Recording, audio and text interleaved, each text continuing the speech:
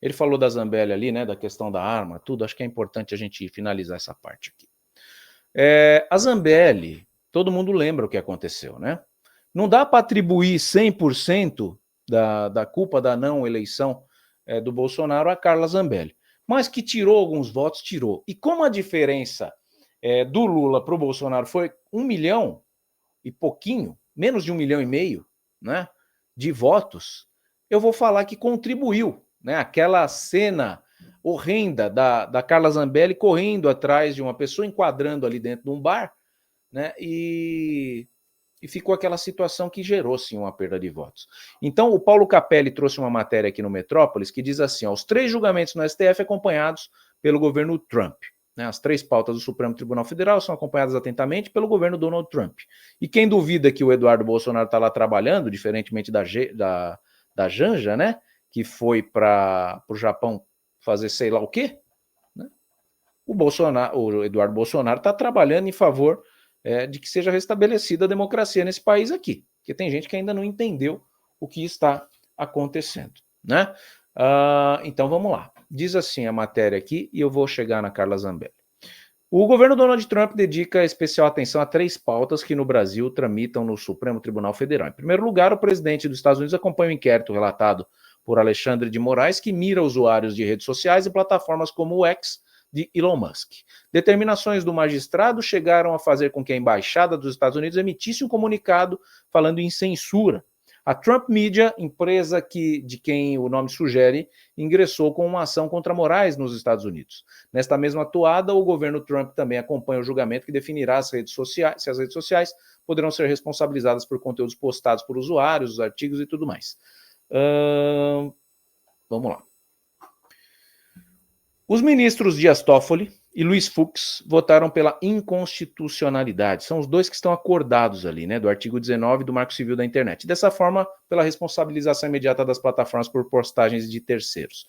O ministro Luiz Roberto Barroso, por sua vez, presidente da turma, né, masca chiclete enquanto fala, por sua vez abriu divergência e votou pela inconstitucionalidade parcial do artigo 19. Barroso considerou que a remoção de conteúdos em casos de alegação de crimes contra a honra, por exemplo, só deve ocorrer após decisão judicial e que, portanto, as empresas não podem ser responsabilizadas antes disso. Quarto a votar, o ministro André Mendonça pediu vista em dezembro de 2024 e desde então o processo está parado.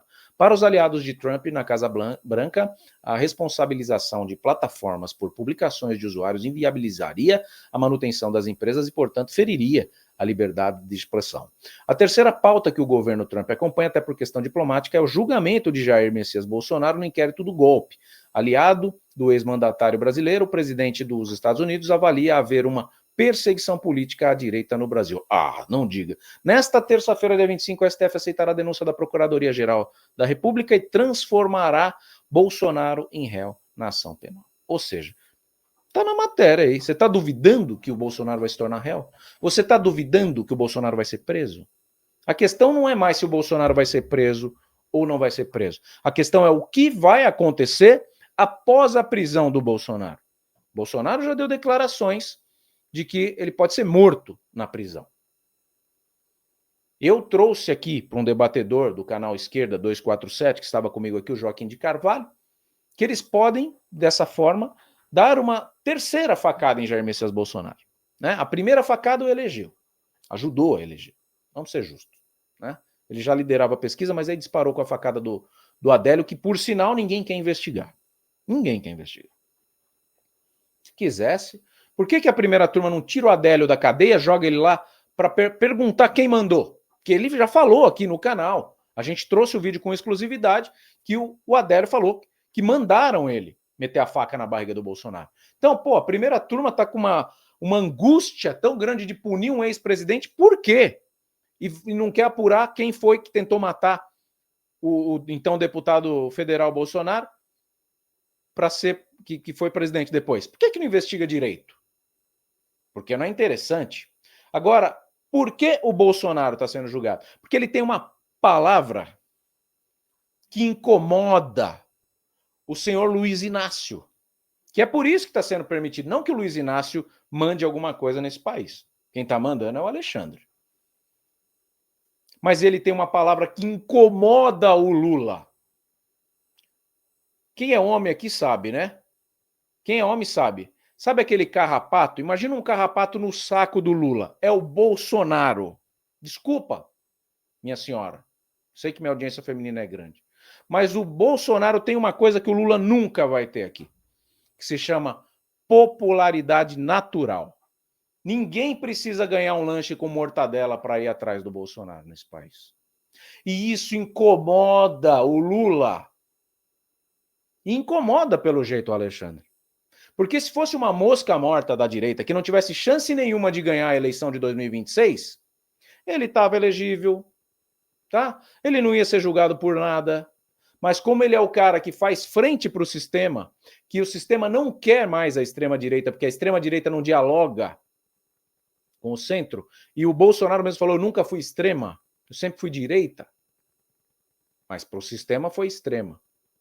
Pô, ele não dialogou com o Centrão? Foi criticado pra caramba por conta disso?